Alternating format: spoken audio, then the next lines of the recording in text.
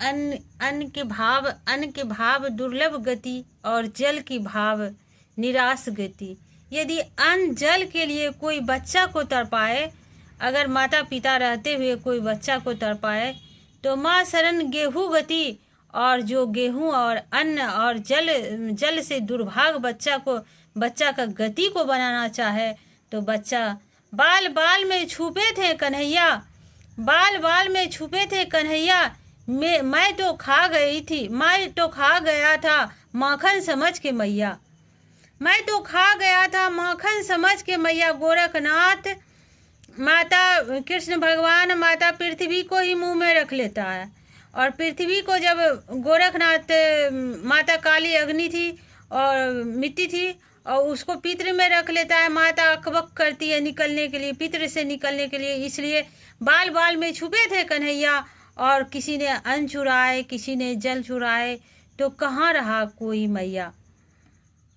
अगर भगवान बाल बाल में छुपे हैं, हर रूप में मैं हूँ, और मैं ही सब में व्याप्त हूँ, तो भगवान बाल बाल में छुपे हैं, तो अन्न जल चुराने वाली मैया कहाँ रही, और पूजा की भावना, महादेव का पूजा कहाँ रहा, और पूजा में भाव में भक्ति क्यों नहीं ठोकेगी, गोबर जल क्यों नहीं भरेगी।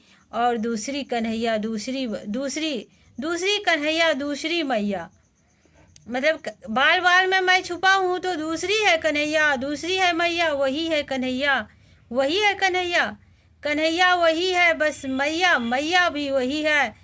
बस मैं तो देख रहा हूँ सबका लीला, कन्हैया और मैया का।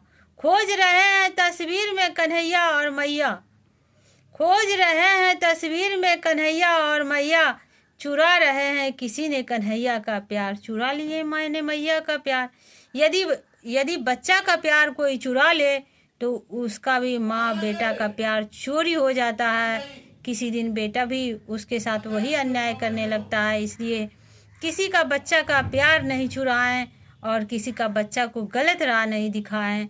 हम तो राही को राह दिखाते चलें, हम तो राही को राह दिखाते चलते थे, और राही ने एक दिन राह दिखा दिए। राही जो निराकार थे, परम धाम थे, वो राह दिखा दिए। और हमारे बालक को, हम नहीं रहे हैं, हमारे बालक को राह दिखा दिए।